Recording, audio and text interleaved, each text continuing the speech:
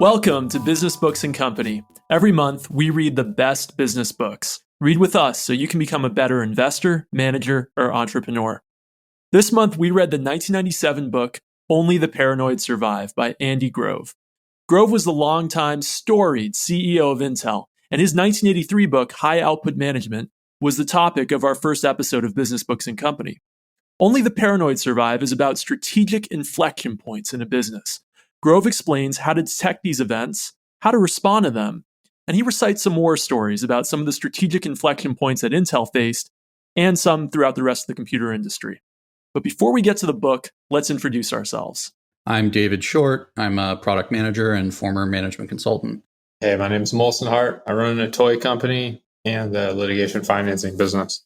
And I'm David Kopeck. I'm an assistant professor of computer science. So who is this author? We talked about him before. We talked about him on episode 1 of the podcast. But let's remind everybody, because not everybody's listening to every episode, who's Andy Grove? So Andy Grove was born Andras István Gróf in Hungary in 1936. He survived the Holocaust in German-occupied Hungary under a false identity and staying with some friends with his mother. His father actually was arrested and sent to a forced labor camp, but did manage to survive the war. He was then in Budapest for the siege by the Red Army, and ultimately he was able to escape communist Hungary at the age of 20, and he eventually made it to America, where he first studied chemical engineering at City College, then went to Berkeley and got a PhD in chemical engineering. His first job was at Fairfield Electric, and it was there that he met Robert Noyce and Gordon Moore, who ultimately founded Intel. He's not technically listed as a founder of Intel, but he did join on the day of incorporation and was the director of engineering. He eventually became the CEO from 1987 to 1998 and remained chairman until 2004. He died in 2016. Okay, so how did you guys like the book? Kind of sucked. And why? I mean, like, it's a good book, but like, I guess I got anchored to High Output Management, which is like an amazing book. And there were just like kind of aspects of this book that felt like it was just kind of rushed. And it felt also like it wasn't a coincidence that this book coincided with Intel's big like marketing push. Like, I think he explains in the book how like prior to, I don't know what year they started doing this, but originally Intel was a business to business company. And then they kind of switched over to this like Intel Inside concept, which I think was really clever and smart. And everyone knows that because you used to get a little sticker on your laptop. And it kind of felt like this book was like part of that marketing push in a way. If you look at the cover, right? Like, I'm not sure that I totally agree that High Output Management is probably the single best business book I've ever read. And so, that's a really, steep bar to try and clear. And I don't think this succeeds in being better than High Output Management. And frankly, as I was reading the first few chapters, I was really pretty disappointed with it. I mean, it was fine, but it just felt like, if you've read any Clayton Christensen or, Michael Porter, it was like kind of just a lot of common business advice. But later on in the book, when he gets into the details of the strategic inflection points for Intel, I actually did really enjoy it. So, I mean, I think I gave it 4 stars on Goodreads. I didn't give it 5, which I'm sure I did for High Output Management. But I did enjoy it. I did think it was really interesting to see how he thought through strategic inflection points, the advice that he gives for, as a CEO, how can you sort of navigate these situations? And frankly, I think, almost every company in the world is in a strategic inflection point right now. And so I think it was definitely a good time to be reading it. We've already used the term several times. I think we really need to define what a strategic inflection point is. So let's see if I can find the quote from Andy, but basically he says... So I'll just riff on that while David gets the proper definition. I'll give you guys something that probably makes no sense. Every now and again, the marketplace is in a constant state of flux. And, government regulations can change the marketplace. A rising nation like Japan, or in my own career, China, can change the marketplace. A strategic inflection point would be this, like, what I think Grove calls a 10x force. So not like a minor change, but like a major change that requires you to completely change the way you do business. And if you don't change the way you do business, you die. And if you do, it's an opportunity to grow your business to new heights. That's strategic inflection. I think that's a great definition, Molson. And obviously, we're going through that right now with the coronavirus and with all the changes that have happened to our economy and also how that's affected whole industries. I think that many people find themselves and businesses are going through strategic inflection points right now. And in fact, in the education space, which I work in, a lot of universities are facing students who say, you know what, if we're not going to be in person, why are we attending your university? Why aren't we just doing online education at some online school? So we're seeing enrollment way down, not necessarily my school, but a lot of schools across the country are seeing enrollment has dropped precipitously because students kind of wonder what is the real value of in-person education when it's not really in person, or maybe they're even just questioning in general because they had that semester in the spring where they were at home and they were still doing their classes. And they're thinking, you know what, maybe I can do all this at home. So just as one example. Yeah, to run with that. I did finally find the quote. It's not exactly defining strategic inflection point, but it's a nice metaphor, I think. So when I think about what it's like to get through a strategic inflection point, I'm reminded of a classic scene in old Western movies in which a bedraggled group of riders is traveling through a hostile landscape. They don't know exactly where they are going. They only know that they can't turn back and must trust that they will eventually reach a place where things are better. Yeah, and he gives another definition, a shorter one in the introduction. He says, let me just say that a strategic inflection point is a time in the life of a business when its fundamentals are about to change. Well, let me riff on one thing. So one of the things that I mentioned is it's also an opportunity to grow. So to take an example, I don't know what it's like to run a restaurant right now, but if you're running a restaurant right now, particularly in a state that's really hit by COVID, if you can figure out a way to convert that restaurant into a restaurant that does like tons of pickup business, tons of delivery business, tons of, I don't know what, putting plexiglass barriers between all your customer business, that's an opportunity for you to maybe not grow the size of your business, but at least seize market share. And you can really kind of like boost your business. So coronavirus hits your restaurant strategic inflection point, and then how you react to that that's the opportunity to grow. David Chang is founder of Momofuku, and so has sort of a little mini restaurant empire.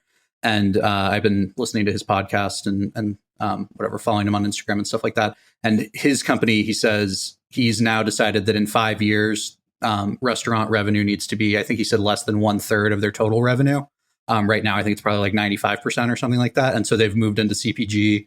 He just started selling these like seasoning salts, which I ordered. I'm excited for. But they're also going to make like soy sauces and stuff like that. So basically, making products that would work for his restaurant, but then also can become consumer goods as well. So trying to find a new business model outside of just the restaurants. That sounds like flailing to me. Like, honestly, how is somebody in the restaurant industry going to know how to go into CPG? Chang, he knows. Yeah. Okay. Right. So the thing that I was going to say is that the restaurant business is like super tough even before the coronavirus happened. And a lot of these guys, I feel like they figure out like, hey, if I'm going to operate in this space, maybe I'll go into media. So Chang does like a ton of media. He's got the Netflix shows. And then he's like, all right, I've got this reach. I can use that to advertise products. And then he goes into consumer packaged goods. The other kind of way that people make money in the restaurant business is like franchising it out and stuff like that. I think Chang will probably be successful because his Netflix specials are pretty good. Okay, so have you had some strategic inflection points in your business, Molson? Yeah. So I guess probably the best one, and this is going to sound lame, is in 2013, we had a single large brick and mortar retail customer that was accounting for, I don't know, let's say over 50% of our profits. And we were doing lots of private label deals with them. And we got in a dispute about the quality of the items that we made for them. And they were supposed to pay us over 5 payments. And they didn't pay the 4th and the 5th, or they didn't pay the 5th payment, something like that. And fortunately, just kind of like, so basically what that represented to us is that if we can't, if this customer tells us to go away, as they did effectively by telling us that they weren't going to pay for that, they took the goods. We had to come up with some other way to make money. And fortunately, maybe because I am paranoid by nature, the Christmas previous to them deciding to do that, I made a decision to kind of pivot our business towards e-commerce. And so we had started taking our products and putting them on Amazon and stuff like that. So as soon as that like brick and mortar revenue like disappeared, I was able to more than compensate for it by basically replacing it with e-commerce revenue. And so that's actually kind of similar in a way to what happened with Andy Grove.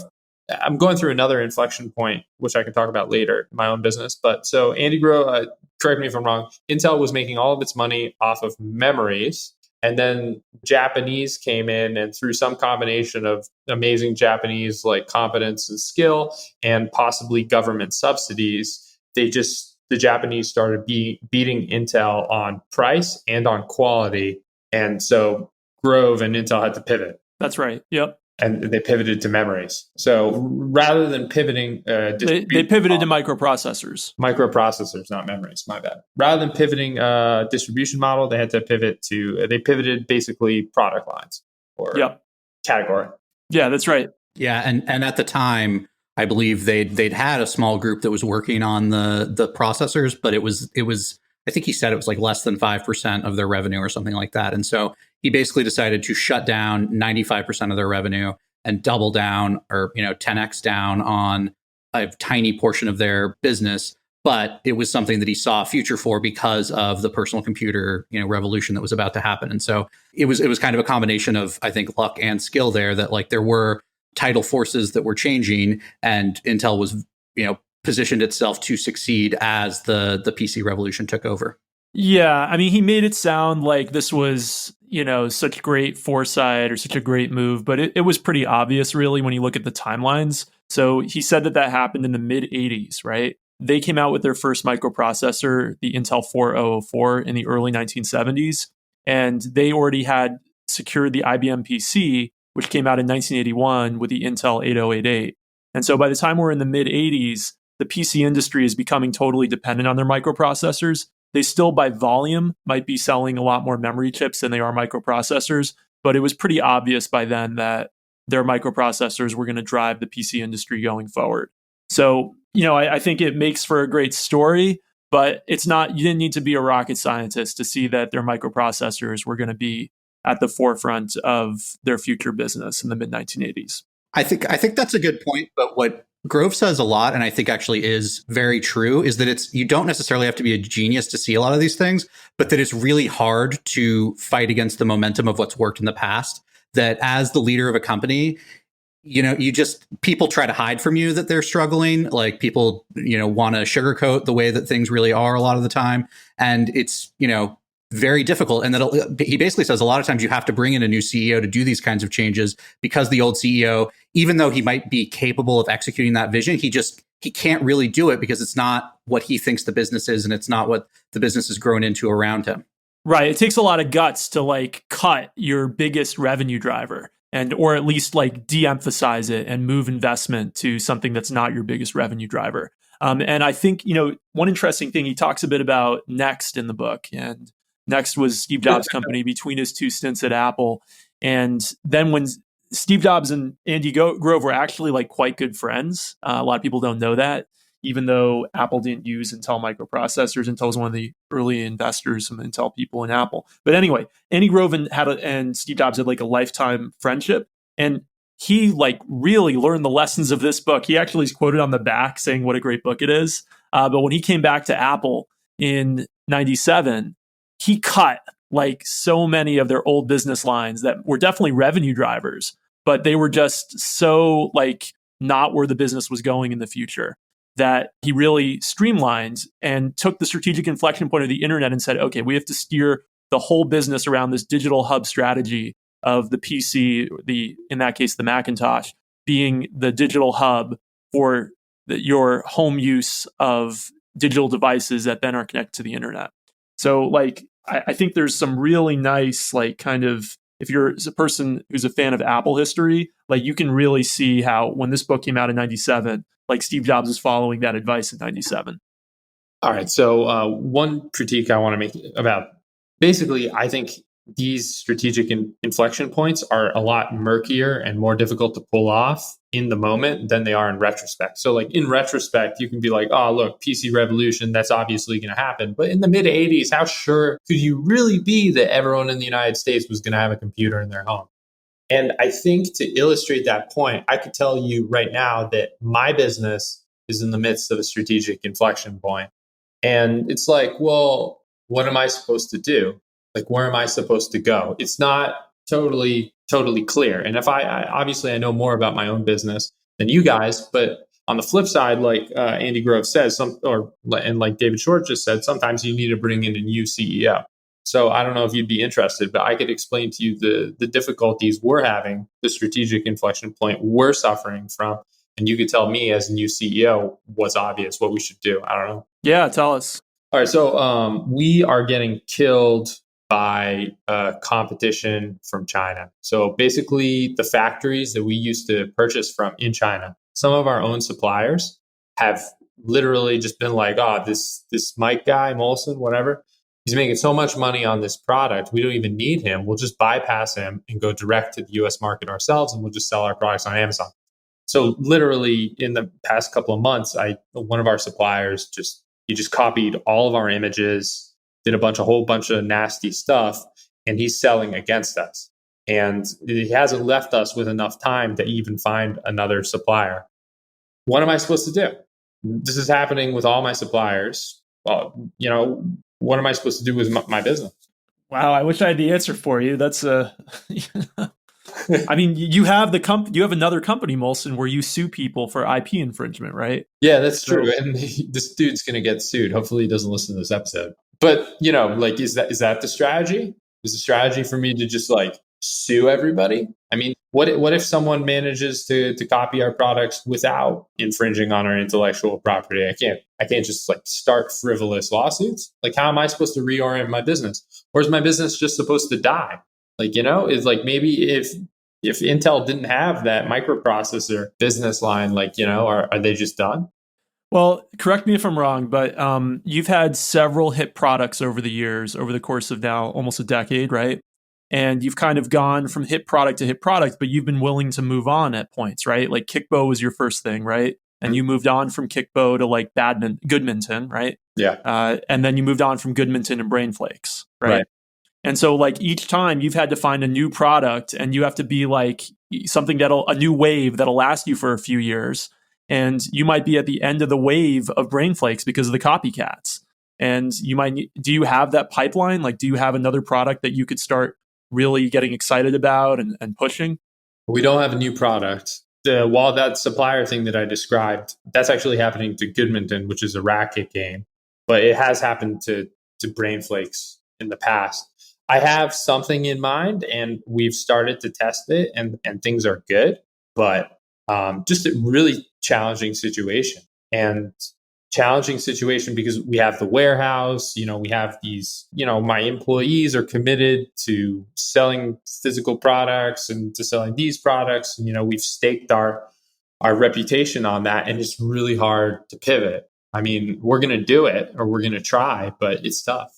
And it's not always clear whether or not it's going to work. I think it depends a lot on the product and stuff too. But to your fundamental question of, hey, Chinese companies, like my big innovation beforehand was I'm going direct to China and then to the US customer. I'm like going around the retail distributors and sort of cutting out some costs and stuff like that. That way, that was like your big thing. Now those Chinese suppliers are saying, I don't need you. I can go straight. And Amazon will, allow them to sell directly to the customers. So, they don't need you.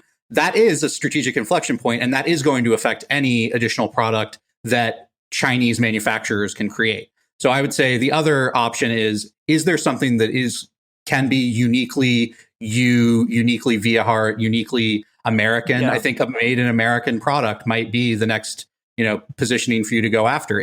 This is not the low quality, Chinese crap you're getting on Amazon, which a lot of people are experiencing. Like my girlfriend gets even like beauty products that, it's clearly shipping from China when it wasn't supposed to, like it didn't imply that was going to happen at all. The thing comes in and it looks like it's half empty. She's like not confident it's even what she was shopping for. Again, this is like an anecdotal thing, but I think it's whatever you're starting a business around suing on some of this copyright infringement type of stuff. Like people are definitely doing that actively. And so I don't think Amazon is really, it doesn't seem like they're doing anything to solve this problem. It seems like it is really hurting their brand. So I imagine that they will try at some point to do something, just because I think customers are getting upset with Amazon about this. They don't think, oh, this Chinese supplier is sketchy. They think, oh, Amazon has bad product now. Like most people don't realize it's not fulfilled by Amazon, or even if it is fulfilled by Amazon, that it's, not their product.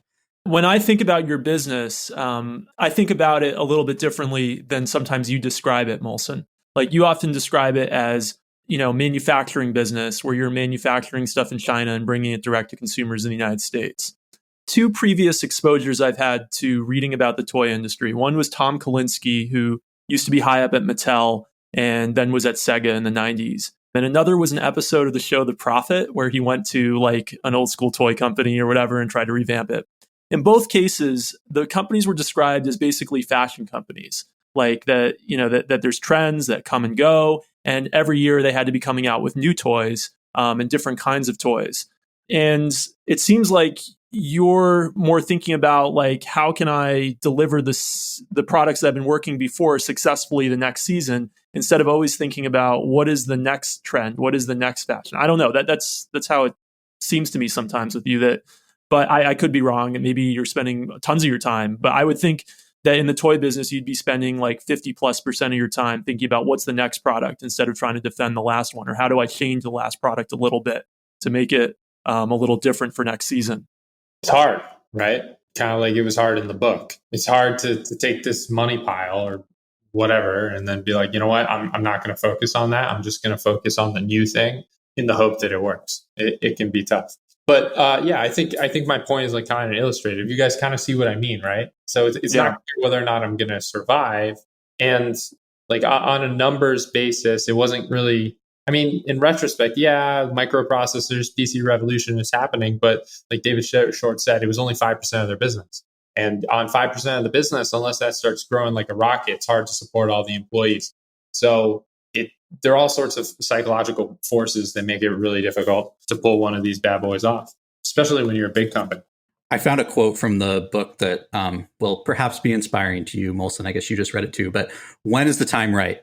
When the momentum of your existing strategy is still positive, your business is still growing, your customers and complimenters still think highly of you, yet there's enough evidence of blips on your radar screen to warrant, at a minimum, exploring their significance. If your exploration confirms that they're real and are gaining, shift more resources onto them. Your tendency will almost always be to wait too long, yet the consequences of being early are less onerous than the consequences of being late. If you act too early, chances are the momentum of your previous business is still healthy. Therefore, even if you're wrong, you're in a better position to course correct. So, I mean, I know you've already built new businesses entirely, so you certainly are taking action towards the future. But I thought it was a really good point that it's easy to just kind of like focus on where the money is, but you need to actually make the pivot while you do still have that old money coming in to be able to finance the new success. Especially in hardware, right? Like in Intel's case, they had to build like new plants and stuff like that. I mean, it sounded like there was some ability for them to allocate more resources towards microprocessors away from memories. But in hardware, to a lesser extent software, you really, to David Short's point, you have to be paranoid, like the book title says, and then you have to like think about that stuff well in advance so that you have time to pivot when that like little blip on your radar actually starts developing. And I think for a lot of people, this Chinese competition stuff, it's just a blip, but it's going to get real big and we don't know what's going to happen. So got to prepare. I do think that the sort of pandemic and financial crisis we're going through is also an interesting time to be like confronting that as well, because there certainly are. I mean, I guess most recently people are much more focused on sort of inequity within America itself. But I think at the start of the pandemic, the sort of anti-Chinese sentiment has probably never been higher in America, or at least not for a long time. And so I do think, while I again tend to be pretty open to free trade and whatnot, I'm not open to stealing other people's IP in order to take action and stuff like that. So I don't know. It's a tough situation, but honestly, that's sort of what made me jump to like, maybe you should do like Made in America. Maybe it should be like a flight to quality that like like why is Lego still succeeding? Obviously, like there are, I forget what it's called, Mega Blocks or whatever, but like those are like significantly lower quality. And like, why is that? Like, from what I've heard, it's like it actually is just really expensive to do what it is that Lego's doing, but they have crazy margins.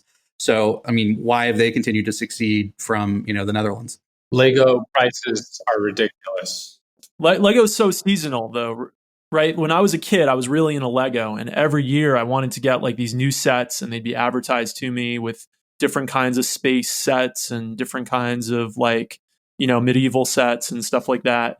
So again, fashion, like there's trends, there's fashion, right? It's not, they didn't just sell the same Lego set every year.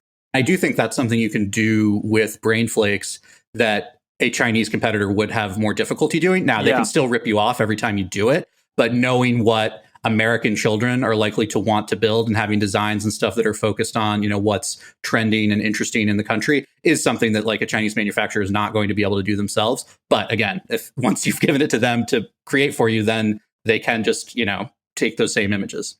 Yeah, why haven't you created different, like, I don't know, maybe you have, I don't know all your products, but have you created different sets of brain flakes for very specific kind of cultural phenomena? Like, let's say like a unicorn brain flake set, or like a, brain flakes to create like a branding. Have you had to deal with like Ninja Turtles to make Ninja Turtles brain flakes and stuff like that?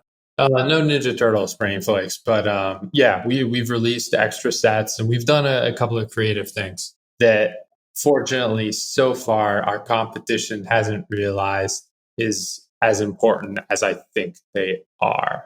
But yeah, people knock us off all the same. So, we have a race car, helicopter, fire truck set, and literally someone else, an American company, but of Chinese origin, not a big company called Picasso Tiles, knocked off that product to a T.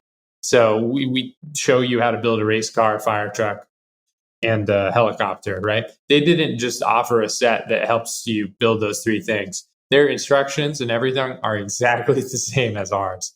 So it's tricky. What about a branding deal, like getting somebody big on your side who would totally sue somebody who knocked it off, like the NFL or like, Disney, like Disney brain flakes, Mickey Mouse brain flakes, whatever. Yeah, I mean, no excuses, but it's hard. It's hard, Right. and then you always have to make you like, well, how much cash flow is this generating?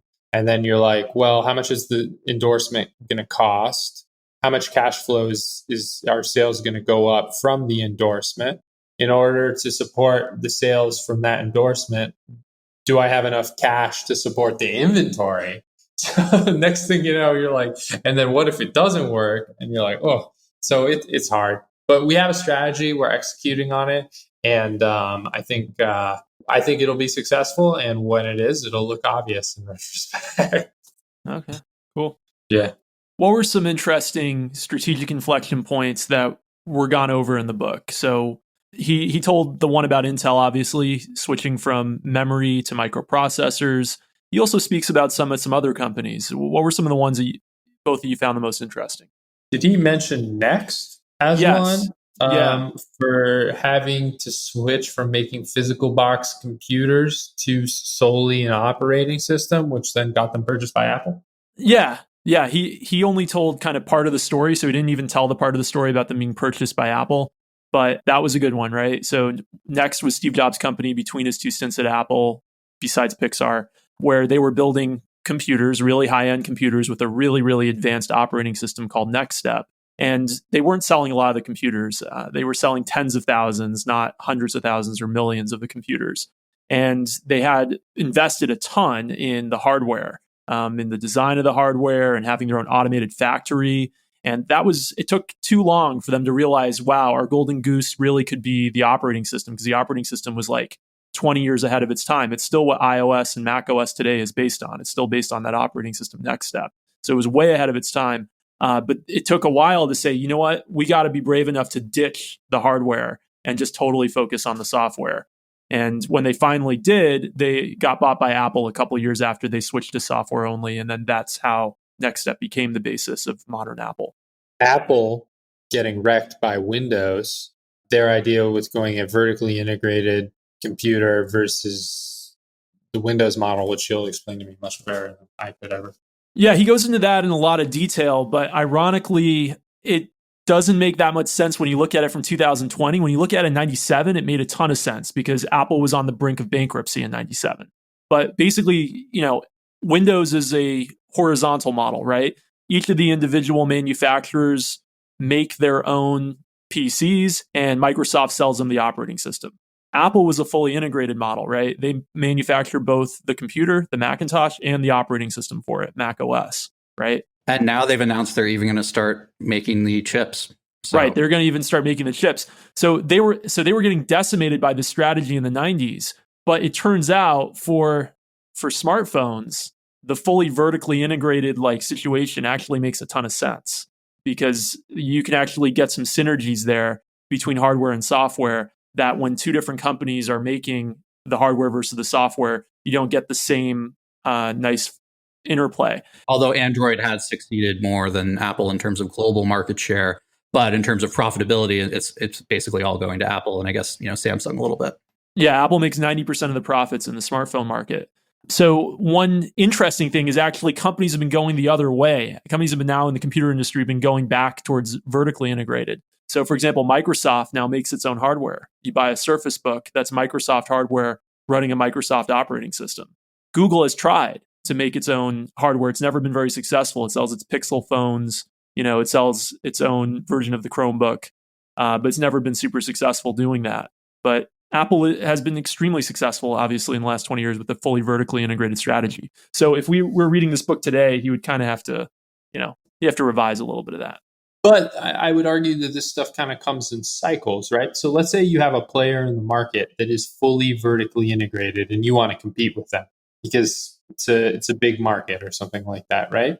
But what are you can't always compete just by vertically integrating more, right? It's too difficult. So Apple is making the chips, the phones, and the software, right? So if I want to compete with Apple, do I have to make the chips, the phones, the software, and I got to do the manufacturing in China? I got to start opening my own plants and doing the Foxconn job. So no, there's, how am I going to come up with a way to compete with Apple just in the middle of this podcast? It's hard, but probably I got to attack some sort of sliver of that vertically integrated value stack.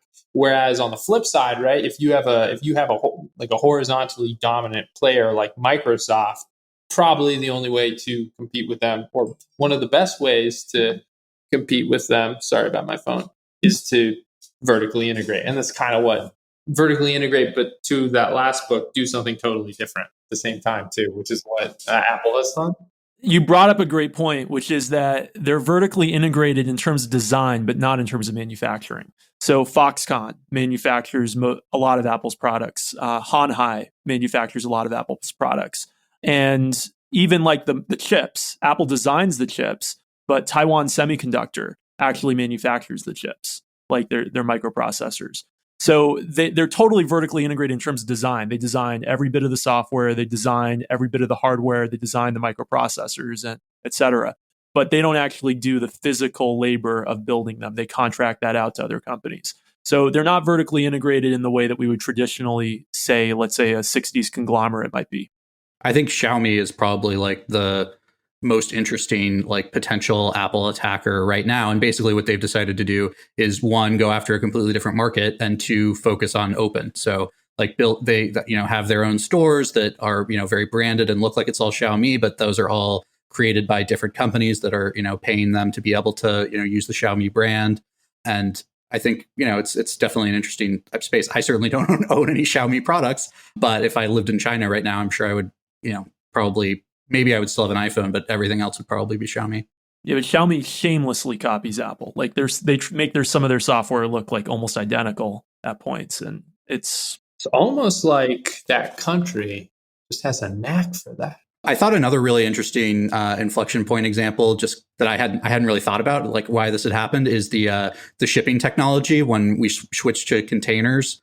That Singapore and Seattle made the switch, but San Francisco and New York did not, and those ports just don't exist anymore. That was such a fundamental thing. It took a ton of investment and whatnot, but that if you don't move into that future, those seaports areas are now restaurants and hotels and stuff in those cities. They don't exist anymore.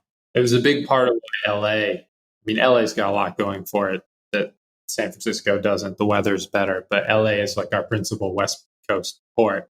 And I think that benefits them quite a bit. A couple others that he mentions are Walmart and how Walmart meant like the death knell for a lot of mom and pop stores. And he also mentions how movies with sound kind of put out of business a lot of successful silent movie actors. That was a funny one, but he's totally right. With Walmart is like such a good one because everything about the way Sam Walton conducted himself and just like Walmart is just like, nah, that's a blip. That's not a strategic. And just like, oh, this guy with a Southern drawl who's from Arkansas of all places. Like, yeah, I don't know if that guy is just going to be taking over retail. But he just like silently worked away at it. And next thing you know, he was wiping out the competition, including giants, basically like Sears. So there's several different things that Andy Grove says can be the cause of a strategic inflection point. A lot of the ones we've mentioned are actually technology, right? So we mentioned how technology allowed shipping containers to change. The technology of distribution, you could say, allowed Walmart. The technology of movies allowed moving pictures with sound. What's the technology that you think right now is creating strategic inflection points in various industries? I mean, like mobile distribution and everything has obviously been like the big one, but it's kind of old at this point. But like, you know, the internet and then the mobile revolution that allowed, you know, independent indie developers to create applications and distribute them to everyone without, you know, needing to get big box stores to sell your software and stuff like that has really changed a ton of things. Machine learned photo editing. So, I mean, I'm not an expert in this, and we're kind of at the beginning of this type of revolution. But, you know, once upon a time, if you wanted to take a selfie and make yourself look better in that selfie, your only option was to crack open Photoshop or open source GIMP and and edit that thing yourself or outsource it to a designer. And now you basically can just run a few algorithms on that picture in order to make your selfie look better instantly. And so there are probably a lot of other things like that with machine learning that machine learning is beginning to kind of claw its way at. Xiaomi has it built into the phones. But yeah, machine learning in general is probably a good one for, you know, where are things changing from like historically needing experts to sort of figure out what the strategic next direction is and stuff like that. And instead sort of black box algorithms that are, you know, figuring out what the best thing for a customer to be served and stuff like that without any like human knowledge of exactly what it is that means this is the right thing to show right now. Talk about blips too, right? So I would argue that two blips in the last 10 years would be virtual reality and 3D printing. Internet of Things, not a blip. That's real. But you know, so virtual reality has like been on the forefront of some people saying it's going to be the next big thing for like 30 years. Nintendo came out with a virtual reality console in the 1990s. That was a total flop. I wouldn't say the current ones are total flops. I mean, they're obviously used by millions of people, but at the same time, it's not like everyone is super excited. Like your average consumer is not super excited about virtual reality right now. I think the pandemic has proven to me that it's at least, if it's ever going to happen, it's at least another decade, because like now is clearly the time that VR should be, you know, taking off. Companies should be sending, you know, Oculus sets to all their employees so that they can feel like they're, you know, working together again. And none of that seems to be happening. I mean, I've seen a few like, you know, people on Twitter saying that that's what they're doing, but it certainly doesn't seem like that's taken off, even though now seems like the best opportunity ever for it. Yeah, great point. 3D printing has definitely had an impact on some small time manufacturers. Like I have a friend who works at a startup up here that makes electric planes, and they produce a lot of the parts for the electric planes using 3D printers. So it allows kind of some innovation in small time manufacturers that wouldn't be. They told, you know, I got a tour of the company. They told me it wouldn't be possible what they're doing without 3D printers. So, you know, it's allowing some people to innovate in interesting ways, but it's not as a consumer product. It's just most people are just not excited about it. Yeah, as a consumer product, very few applications. So our experience with 3D printing for this product, basically we tried to 3D print a bunch of new parts and stuff like that, and we just couldn't get the tolerances to where they needed to be. And so what we've actually decided to do is just use cheap, crappy metal and to just bang it out in a third world country. So we're just going to make cheap, crappy molds to make our prototypes. And we're going to get a more accurate part that is also going to be more consistent with the proper manufacturing process, which is more similar to, cheap, crappy metal. We use nicer metal for the actual product than it is the 3D printing. But those are some blips. I got like a good quote type thing that I think is important for people's lives. All right, so Andy Grove turns back to Gordon Moore of Moore's Law fame, and he asks, if we got kicked out and the board brought in a new CEO, what do you think he would do? Gordon answered without hesitation, he would get us out of memories. I stared at him numb and then said, why shouldn't you and I walk out the door, come back and do it ourselves? All right, so we already talked about this, but I think it's like a really important psychological trick that you can play on yourself. So whether you have your own business, you have your own career, or you just want to fix something in your life, maybe conceptualize yourself as someone else, like an outsider, and just be like, well, what should Molson do with X? What should Molson do with Y? And I think that can kind of open you up to options that you didn't think you had, and in some ways can kind of push you towards those options. Yeah, I think I totally agree. I think I'm not sure that I'm personally that great at doing that, actually being able to put myself in the shoes of this outsider coming in. But it's definitely something that, I had at the top of my list of key takeaways from this, and something that I'll certainly try to do. It goes back to what I was saying earlier. The other quote is, the replacement of corporate heads is far more motivated by the need to bring in someone who is not invested in the past than to get somebody who is a better manager or a better leader in other ways. So it's really not that the old CEO is necessarily bad at being a CEO. It's the momentum of the success before. It's just really hard to break from that. I like this. Here's one bouncing around a little bit. And this is talking about how to recognize things that are indicative of a future strategic inflection point. In the earlier story about memories, Intel visitors to Japan came back with the report that Japanese businessmen who had previously been very respectful of us now seemed to look at us with a newfound derision. Something's changed. It's different now, said people when they returned from Japan. And this comment and observations heightened our awareness that a real change was upon us. I can totally relate to that with my suppliers.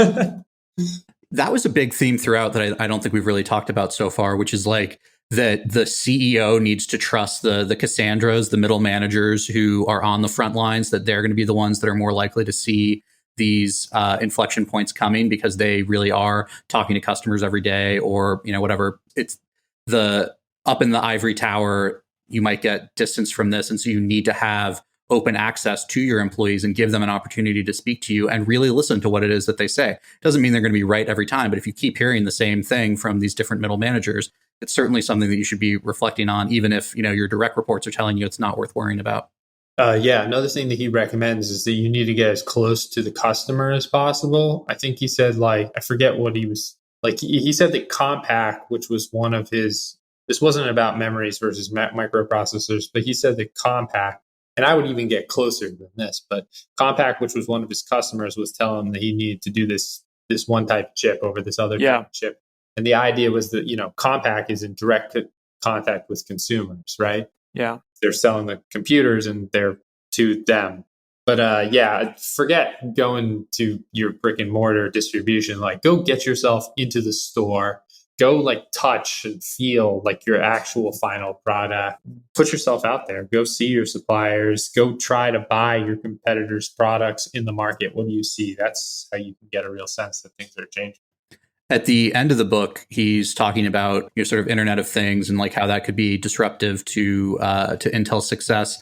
And he basically, I think it might even be the very conclusion of the book, is that he wants the company to build that themselves, that they should create this new technology that's going to make Intel chips useless in the future. I don't know that they really went anywhere with that, and I think he'd stopped being the CEO by then, although he was still chairman and he was still going to the office every day.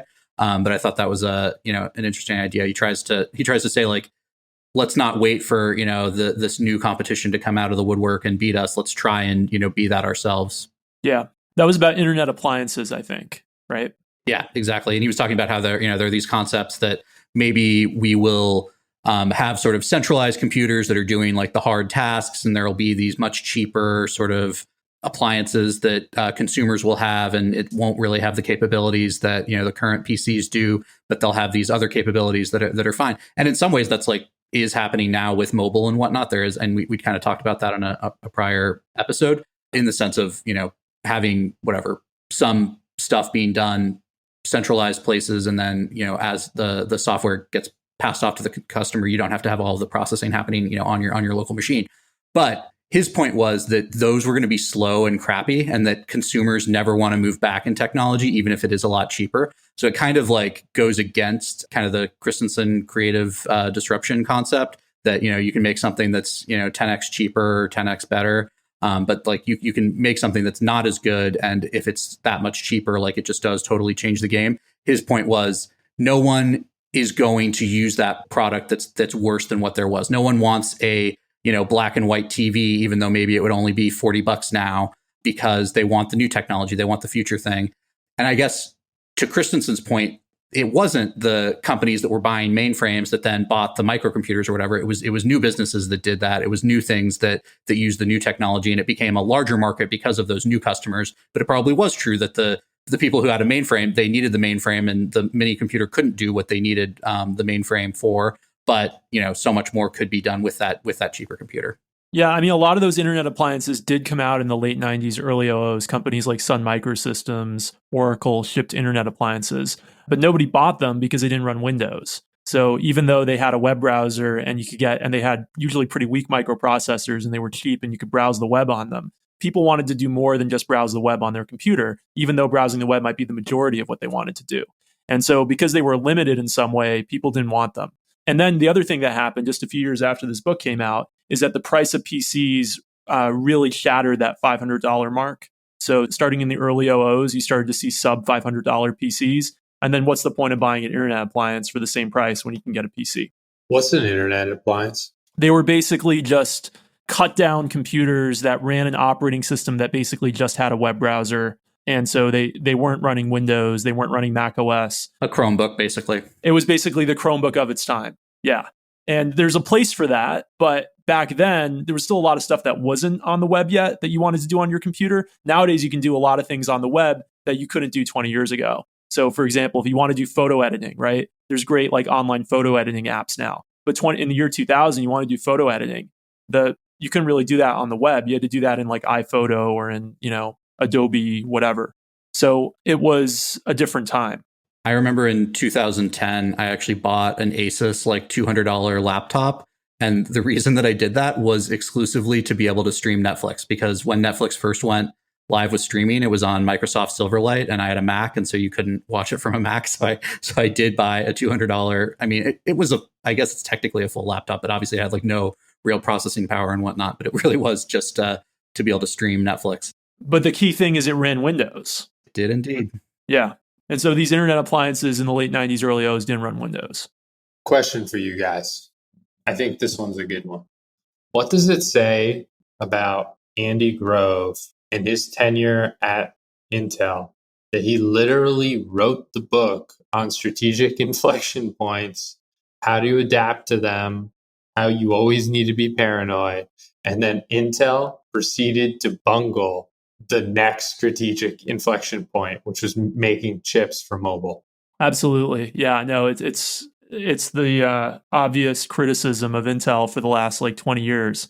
The craziest part about it is that they actually had a division making ARM. So the ARM instruction set is the instruction set used in almost every mobile device today, whether it's an iPhone or an Android phone, an iPad or an Android tablet. Intel had their own ARM microprocessors. They were licensing the ARM instruction set from ARM Holdings, and it was called Strong ARM. And it actually made its way into some pocket PCs in the late 90s and early 00s. And Intel sold off that division. Can you believe that? And then they thought that they were going to get x86 chips which is the microprocessor architecture in your Mac or your PC today. They thought they were going to get those into mobile devices, but it's too power hungry. And they had the chips that were not too power hungry, and they sold it off because they were so wholly focused on the x86 architecture and their mainline chips. Do you think that still would have happened if Andy was still there? I guess that's a question too. I mean, I think he was the chairman until 2004. So, do you know when they sold off the? I'm going to look it up.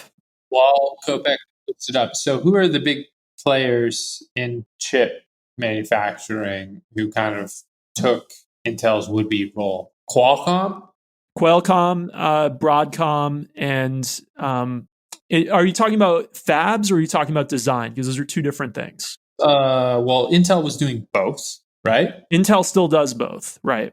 And they're one of the only companies that's still vertically integrated doing both. Most companies are either design or fabs. Like even Intel's chief competitor, Samsung is both. Samsung is both. But even Intel's chief competitor in the PC market, which is AMD, they used to be vertically integrated, but they actually sold off their fabs to a company called Global Foundries. And they now actually use Taiwan Semiconductor, the same company that Apple uses, to manufacture their chips.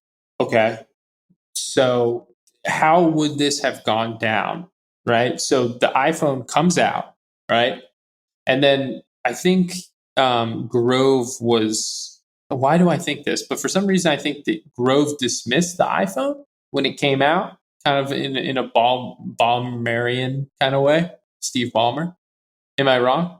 Okay, so they sold off their ARM assets in 2006 to Marvel Technology Group. Okay, so it was after Grove had stepped down. So Bob Iger just swooped in. Bought something else. Was like, I'll take that too.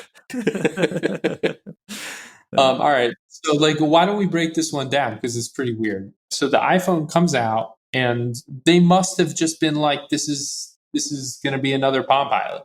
It's not just iPhone though, because it's every mobile device uses the ARM microprocessor architecture. Yeah, but how did they not how did they not be like, oh snap, no pun intended, because Qualcomm makes those Snapdragon processors, if I remember correctly. Right. Yeah, they do. This is the future, and we don't want to be stuck doing the 2000s equivalent of mainframes. Like, how did they not get in there? Did they just not have the technology to do it because they had sold it off? They have faced real difficulty making extremely low power chips. And you have to also acknowledge that there's a big network effect here. Okay. So software that's compiled for the ARM microarchitecture will not run on the x86 microarchitecture. Okay. So if you're like making Android, right? They actually had to make, for a while, they made an x86 version of Android. I don't know if they even still maintain it. But there were actually a few phones that came out with x86 chips and a few tablets that came out with x86 chips that ran Android. But like you have to literally make two versions of the operating system then. One for ARM, one for x86. Apple, it's rumored later this month, is going to be announcing that they're transitioning Macs from Intel microprocessors to ARM microprocessors designed by them. Okay. So an ARM is a separate company that's now owned by SoftBank. That's right. So ARM has a long and storied history. Actually, Apple was one of the original investors in ARM in the late 80s, early 90s. But ARM is the company that does design, but they do not do fabs. So they license the design to other companies like Apple and Qualcomm, and used to be Intel. And like we said, Intel got out of that. And then Apple and Qualcomm will modify those designs from ARM, and then they will use a fab like Taiwan Semiconductor to actually do the manufacturing. I get it now. So Intel was like, yeah, we could be a fab only in mobile, but we're an American company. We're just going to get killed by Asia if we do that. So that's like kind of like the problem that they faced. They were just kind of like too late, right? So fab at Intel has been a real problem for a while now. So for about 5 years, they've been stuck on what's called the 14 nanometer process node. That's how thick the transistors are. So nanometers a billionth of a meter, right? So the TSMC process, Taiwan Semiconductor, is now down to 5 nanometers, and Intel still started at 14. Now there's controversy about whether when TSMC says 5, if it's really 5. So their 5 might really be like an Intel 10. But like Intel's just moving to 10 now. Usually, Moore's Law, you talked about it earlier, right? It used to be that we would get a smaller process node about every 2 years. Intel's been stuck on 14 nanometers for like 5 or 6 years now, and just getting to 10 nanometers now. So they're being Yeah, they're being really destroyed. So if they were fabless like AMD, Intel might be doing a lot better right now. Fabless is fabulous. Not that they're not doing well. They still dominate servers and PCs, but AMD's really actually catching up with them in PCs and servers right now. Yeah, we should acknowledge that Intel is still a $250 billion market cap company, I think, at this point. So while but maybe they would have been $1 trillion company if they won in mobile too. Who knows? Lower the than writing's hers, kind of on the wall right now. depending on when you're looking at that. I'm just kidding. Bad jokes. I think one thing we didn't cover that I think is good. He talked a lot about how the CEO spends time and deploys resources is what really shows whether or not the company is changing directions and inspires people. That like you can make a big announcement and whatnot, but if you're still spending all your time focusing on the old thing, then everyone's going to know that you're still spending your time that way. And so here I have when Intel was making its transformation from a semiconductor company to a microcomputer company, I realized that I needed to learn more about the software world. After all, how we would do our job depended on the plans, thoughts, desires, and visions of the software industry. So I deliberately started to spend a significant amount of time getting acquainted with software people. I set out to visit heads of software companies. I called them up one at a time, made appointments, met with them, and asked them to talk to me about their business as it were, to teach me. And then he also says, take a look at a representative calendar of the CEO of a major corporation that was in the middle of a strategic inflection point. Does his allocation of time, his most precious resource, reflect the strategic crisis? I don't think so. He is by no means unique. Frankly, as I look back, I have to wonder if it was an accident that I devoted a significant amount of my time in the years preceding our memory episode, years during which the storm clouds were already very evident, to writing a book. And as I write this, I wonder what storm clouds I might be ducking now. I'll probably know in a few years. Wrecked. No, but they weren't. They were doing mobile back then with ARM. Yeah, the miss came much later. He was old by then. I have another one to David's point. This is about how you have to like broadcast the same message over and over again in order to get your employees to understand that the change has occurred. You need to answer these questions in a single phrase that everybody can remember and over time can understand to mean exactly what you intended. In 1986, when we came up with the slogan, Intel, the microcomputer company, that was exactly what we were trying to achieve. So like I imagine him just like literally they changed the slogan of the company to be like, we're a microcomputer company. And it was only then that he was able to really get people on board with the idea of allocating more resources to microprocessors. I got another one. You were trying to define what the company will be, yet that can only be done if you also undertake to define what the company will not be. It's tough, man. It's tough when you got like literally, I don't know, they must have had like 100,000 employees, maybe less on. Hard to. I think they did do some layoffs when they did make the shift. So they were able to keep, I think, all of the factory, or no, I think they sold off their original factory, which was like apparently like not located very conveniently and stuff like that. But other than that, I think they kept most of the manufacturing capacity and shifted it from memory to microprocessors. But they did have to do a fair amount of layoffs when they made the shift because they were giving up so much revenue. All right. So who would you recommend this book to, and how would you rate it compared to High Output Management? All right. So I wouldn't recommend this book to like everyone unless they, and this is going to sound weird, unless they also listen to this podcast at the same time, because I felt like we made it more relatable in a way. But if I'm being specific, like if you're the CEO of a big company, for sure you should read this book, but few people are that.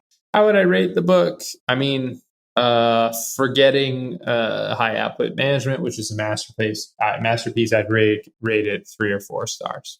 Some good nuggets of wisdom, but like, there's better stuff to read. And yeah, I think I gave it 4 stars. I think it's good. I think sort of the middle chapters were really my favorites, where he goes into the stories of the memory shift to microprocessors and then lays out a lot of his actual understanding of strategic inflection points and things like that. Yeah, I would say I'm probably going to do a summary, and maybe you should just read that instead of reading the whole book. Yeah, it's a pretty short book. It's only 200 pages, but it is pretty repetitive. And I agree with David that the middle part of the book is the part most worth reading. But you could probably get the same information in about 10 pages. But the anecdotes are fun. And if you like the computer industry like I do, then you might be worth reading the whole book. Yeah. Okay, so next month we are actually not reading a book. We're doing a recap episode. We're going to call it the end of our first season of the show, and we're going to go over the 12 books we read this year and kind of rate them and talk about the ones that we thought were the best and the ones that we thought were the worst. Is there anything this month that either of you want to plug, and how can listeners get in touch with you? Yeah, guys, at the end of the season, I'm going to be replaced by Paul Graham. No, all right. So I wrote an article on Medium called "The Right to a Non-Consensus Opinion," and you can Google it. You should go read it. That's what I want to plug. And people get in touch with me by carrier pigeon and on Twitter. Molson_Hart is my username. And you can find me on Twitter at David G. Short. And I also just started a personal website. So you can find my writing on productandpayments.com. Someone registered molsonhart.com. Yeah. And it's go ahead. That's interesting because you have a pretty unique name. So I'm a little surprised. Was it you? No, it wasn't me. Somebody owns davidkopeck.com. I had to buy davekopeck.com. Anyway, I want to plug a podcast interview. I've done a lot of podcast interviews the last couple of years promoting my books, but my most personal is coming out this month. It was literally a fever pitch. It was when I either had coronavirus or the flu, and I had a fever while I was giving it. And it's really like very personal and deep and intimate. And it's on the Profitable Python podcast. It's going to be coming out later this month. And also I'm starting another podcast called Kopeck Explains Software, which is going to be kind of explaining software to lay people, so not for programmers. And so I'll put a link to that in the show notes. That's a power name. Yeah, thank you. Thanks. Power name. And you can find me on Twitter at Dave Kopeck. It's DAVEKOPEC. Thanks so much for listening. Don't forget to like us on your podcast player of choice, and we'll see you next month.